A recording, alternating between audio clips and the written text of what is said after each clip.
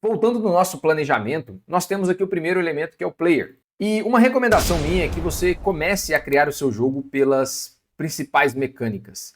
As principais mecânicas de um platformer é literalmente a movimentação de um player. É você ter uma plataforma e entender como ele reage a essa plataforma. Então vamos começar exatamente por esse ponto. E se você está aqui no canal pela primeira vez, esse é um canal onde eu falo sobre game dev, desde assuntos mais básicos até mais avançados. A minha ideia é ajudar você a se tornar um desenvolvedor de games. Então se você gostar do conteúdo, peço que você siga o canal, curta os vídeos e deixe seus comentários para que eu saiba se os vídeos estão legais e trazendo um conteúdo relevante para você. Então uma forma de você criar uma plataforma é vir um 2D, Sprites e Square. E aqui podemos dar o nome de plataforma. Perfeito, essa plataforma você pode adotar um tamanho que você quiser. Aqui eu vou acertar apenas para ser 4.5 de tamanho, colocá-la logo abaixo e vou duplicá-la, colocar uma plataforma logo aqui e uma plataforma logo aqui. Porque assim nós temos 3 plataformas e a partir desse pequeno cenário nós podemos desenvolver uma movimentação básica e também o pulo, que é o que nós temos como principal mecânica de um plataformer 2D.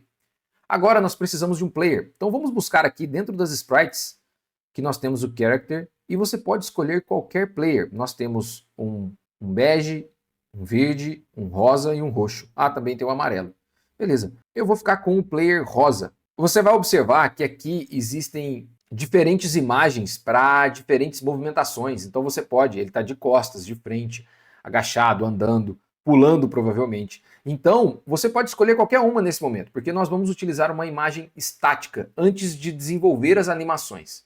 Então eu vou pegar aqui uma que eu acho que pode ser utilizada e arrastar direto para a tela, olha só. Então quando eu arrastar para cá, veja que ele vai posicionar uma imagem. Então é como se eu tivesse criado uma sprite. Se vocês observarem o Platformer tem um Transform e um Sprite Render, assim como o meu personagem, um Transform e um Sprite Render. Só que o Platform usa uma sprite que é da própria Unity. No caso, o character que eu importei, ele usa uma sprite que nós trouxemos dos assets. Essa é a diferença. Quando nós importamos um asset, ele tem um tamanho específico. E se você observar, esse tamanho ele é definido pela quantidade de pixels por unidade da Unity. Essa configuração está lá na imagem que você utilizou. Para você fazer isso, você pode selecionar o seu asset, clicar no sprite e ele vai apontar para a imagem. Essa é a sprite e a imagem é exatamente a imagem que gera essa sprite. Beleza, aqui você vê essa configuração. Quanto menos pixels por unidade você tem, maior é o objeto. Então se eu diminuir para 50, por exemplo, ele vai duplicar de tamanho. E é dessa forma que você pode aumentar ou diminuir os seus elementos do jogo. Então vou voltar aqui para 100, mas é importante mostrar para você como alterar esse tamanho. Não é um tamanho muito pequeno, é até razoável, vamos mantê-lo assim. Então aqui eu vou dar o nome de player. Então esse é meu personagem, player, vou resetá-lo na posição 00, então ele está aqui em cima. E eu vou começar a configurar as primeiras movimentações dele. Mas para isso eu preciso dos componentes. Se você já viu meus outros vídeos, você vai saber de cor quais componentes são. Mas aqui eu vou listar para você. Então nós precisamos de um Rigid Body 2D, nós precisamos de um Collider. Neste caso, eu vou usar um Box Collider, apesar do player não ser exatamente um box, mas já já configuramos a forma dele. E também vamos utilizar um Player Input. Este Player Input, ele vem configurado com o Input Actions default do projeto. Se você abrir o Input Actions, ele já tem uma série de movimentações como Move, Look, Attack, Interact, Crouch, etc. Então, você pode reutilizar esses mapeamentos e nós vamos fazer isso para que esse tutorial não seja extremamente extenso, mas se você não sabe mexer com o Input System, recomendo esse vídeo que eu fiz, que é um guia básico de como configurar esses primeiros mapeamentos de input, tá? Então, vai lá no vídeo que eu recomendo fortemente. Voltando aqui, nós já temos esse mapeamento e vamos trabalhar na movimentação do player. Do jeito que ele está aqui, olha só, as minhas plataformas, elas ainda não têm o Box Collider. Então vamos adicionar a elas Box Collider 2D. Como eu selecionei as 3 e adicionei o Box Collider, ele adicionou todos os Box Colliders nela, então já temos o necessário. Nesse formato, se nós dermos o play, nós já temos uma espécie de movimentação básica. Então, olha só, o player já está reagindo à gravidade. Isso já é um ponto positivo. Voltando aqui, eu queria travar a movimentação dele em Z. Como ele está usando física, ele pode sofrer atritos ou mesmo deslocamentos indesejados, a depender do local que você interage com as outras plataformas. Então aqui no meu Rigid Body, eu vou usar uma Constraint Z e frisar ou congelar a rotação dele em Z, porque para que ele não rotacione na tela. Agora nós vamos criar uma pasta que se chama scripts, e dentro dessa pasta scripts vamos criar um monobehavior script chamado player controller. Se eu abrir esse script, ele vai abrir para mim o Visual Code, que é a ferramenta que está configurada na minha máquina. Se na sua estiver o Visual Studio, perfeito, é uma ferramenta excelente, você pode continuar utilizando.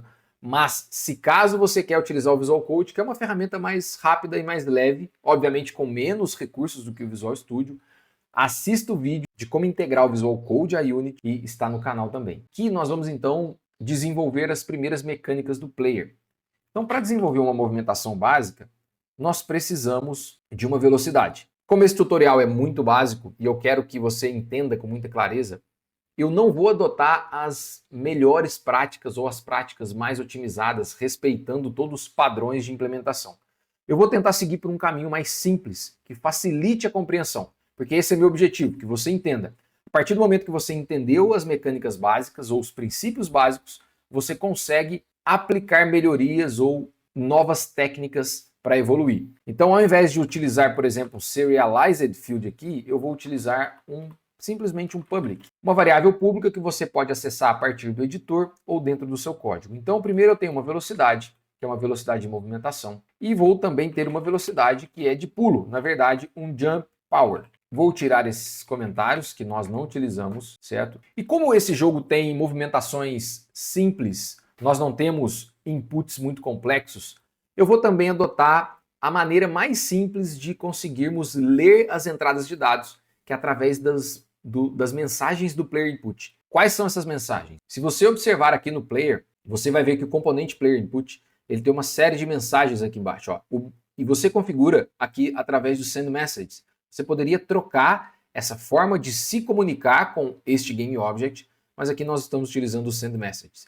E aí você observa aqui que ele tem uma série de coisas, olha só, como por exemplo, onMove, onLook, onAttack, onInteract. Todos os mapeamentos que existem dentro do input que permitem com que tenha uma mensagem, ele vai gerar essa mensagem lá no player input e você pode acessar como se fosse um método. Veja bem, olha só, eu quero fazer o move primeiro. Então você pode simplesmente ter um método aqui com o mesmo nome que está escrito lá, onMove. A única coisa é que você precisa ter um input value aqui como argumento, que é o valor que este input passa. Esta é a assinatura do método para você ouvir, de certa forma, o que o input está te trazendo. E para receber esse valor, nós precisaremos de uma variável vector2 que se chama inputMove. Como o move ele mexe nas duas direções, vertical e horizontal, ele te entrega um vector2. Então o que você pode fazer aqui é o inputMove recebe value.get, passar o tipo, que é o vector2, abre e fecha parênteses.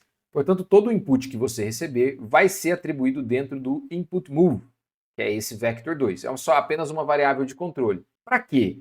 Que no momento em que nós recebermos o input, eu gostaria de alterar a velocidade do player e você permitir com que ele se movimente. Se você assistiu outros tutoriais, você deve ter percebido que eu sempre faço movimentações dentro do update. Mas aqui eu vou passar uma dica mais precisa, que é, existem outras Unity Functions, no caso aqui o Start e o Update são Unity Functions, para você lidar com ferramentas como animações e física. Existe um outro update que se chama Fixed Update. Esse Fixed Update é o update recomendado para se trabalhar com física.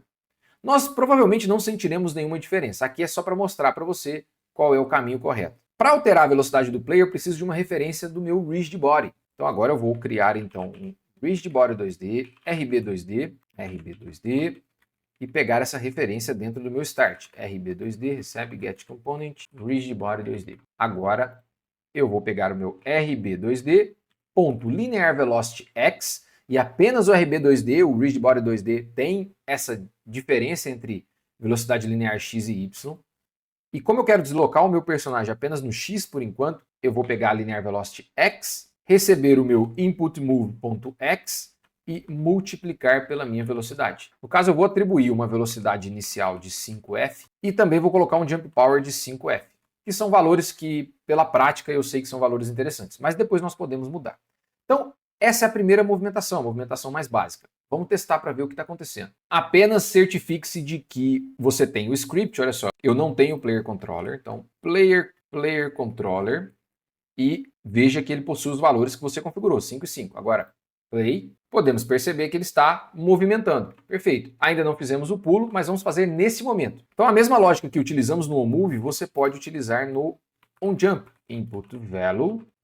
Só que ele possui uma lógica diferente. O move, ele precisa movimentar constantemente o player na medida com que você pressiona as teclas de movimentação, no caso aqui o WASD. O caso do jump é um pouco distinto, porque você aperta o botão uma única vez. No caso, vamos utilizar o espaço como mapeamento, mas quando você pressiona espaço, ele pula. Então ele não fica deslocando o player ao longo do tempo. O que você precisa fazer é, uma única vez, atribuir uma velocidade e deixar com que a física da Unity resolva para você.